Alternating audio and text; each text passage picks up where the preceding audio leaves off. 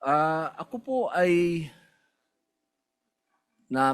nakinig at napanood ko po ang mga talumpati ng ating mahal na kasama, Senator Risa Hontiveros, Senator Marcoleta, Senator Erwin Tulfo, patungkol po sa kaganapan na nangyayari ngayon sa pagitan ng Chinese Embassy at sa atin pong mga senador. Ang akin po lang mungkahi sana, ako po ay naniniwala, mga mahal kong kasama, na itong usapin nito ay masyadong popular sa ating mga kababayan.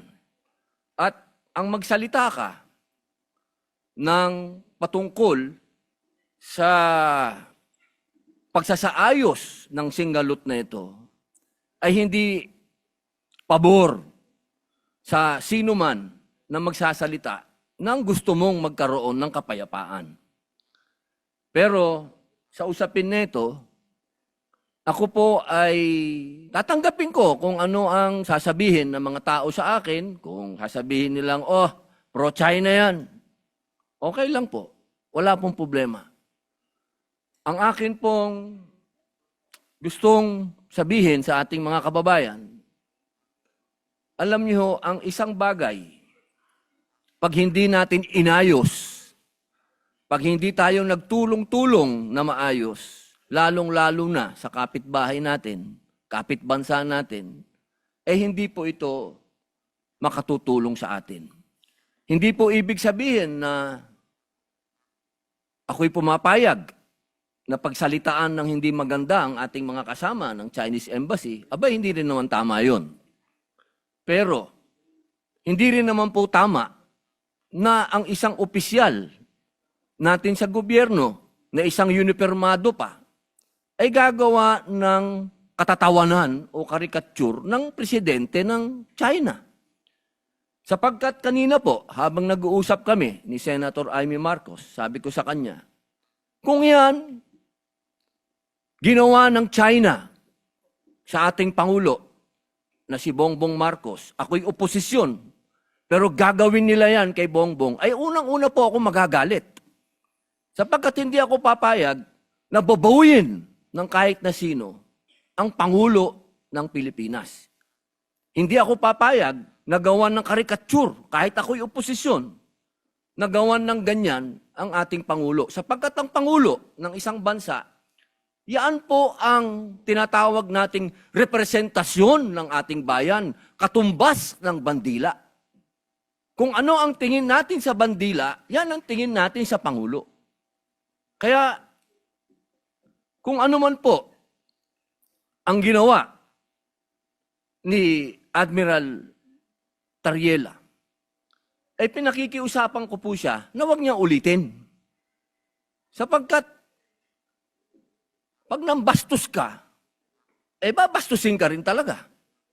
Wala po tayong magagawa sapagkat duty ng kahit na sino na ipagtanggol ang kanilang Pangulo. Ang gusto ko lamang pong sabihin dito, aking mga kasama, tama po, naniniwala po ako na hindi makatwiran ang ginagawang pambobomba ng tubig sa ating mga mangingisda, sa ating Coast Guard.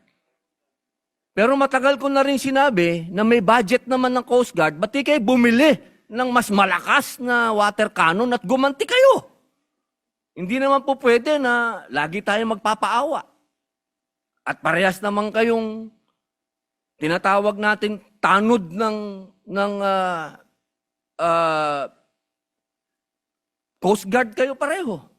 Hindi naman kayo gray ship. Ang gray ship, yun ang military. Kapag hindi naman pwede yun. Yun ang tinatawag natin na escalation. Pero kung dalawa kayong white ship dyan at nagbombahan kayo ng tubig dyan, walang ano yun.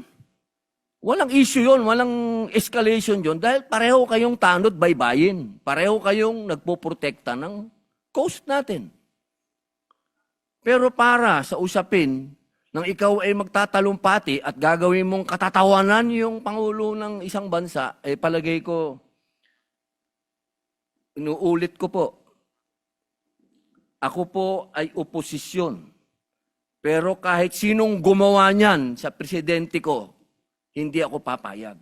Ako'y tatayo din at talagang makakatikim din sa akin yun ng mga salitang hindi niya makakain.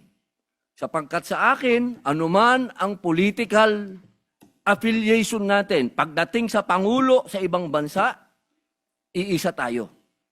Solid dapat tayo, nakatayo dapat tayo sa Pangulo natin, pag-usapin na ng ibang bansa na. Kaya sana po, nakikiusap po ako sa Chinese Embassy at sa ating mga kasama na sana po ay matapos na ito, makapag-umpisa na po tayo ng magandang relasyon, pag-umpisahan natin ng pag-uusap, sapagkat, alam niyo po, meron din po tayong ibang mga kasinggalot.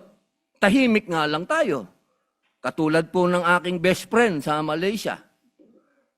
Kasingalot natin yan sa Sabah. Ilan ng Pilipinong naging stateless doon? Ilan ng Pilipinong dineport nila? Pero naging tahimik naman tayo. Wala naman akong naririnig. Kaya sana kung ano po yung ginagawa ng iba din sa atin, pantayan din natin. Alam nyo, masakit sa akin magsalita ng patungkol sa Malaysia dahil kapatid kong mga Muslim yan. Pero ini-example ko lang po sa inyo na meron din tayong problema sa ibang lugar na meron din ginagawang pang-aabuso din sa atin na hinihingi ko din na magsalita din kayo. At sana, bilang panghuling salita, alam nyo, nung kailan lang, nagkita kami ni General Torre. Ang tingin ko dyan sa taong yan, kaaway ko yan. Sa ginawa niya kay dating Pangulong Rodrigo Roa Duterte. Pero dahil nagkita kami sa isang lugar na hindi namin dapat pag-usapan ang ginawa niya, kundi kami mga bisita sa isang lugar, kami naging, kumbagay, diplomat na rin kami. Kami naging mahinahon sa isa't isa. Sapagkat yun dun po ay pagpapakita sa ating mga kababayan na hindi sa lahat ng oras ay palabang ka. May mga pagkakataon na pwedeng madaan sa usapan. Kaya po sana, inuulit ko po, wala po akong masasabing sa mga speech, sa mga statement ng ating mga kasama. Naniniwala po akong may katwiran po ang inyong mga sinasabi. Kaya niya lamang po, sana, pagsabihan din po natin yung mga unipermadong personel ng ating bansa na magdahan-dahan din lang. Pwede ka namang mag-speech nang wala kang gagawing karikature o katatawanan ng isang Pangulo ng bansa. Yun lamang po, maraming salamat po, Ginoong Pangulo at sa ating pinunong mayurya.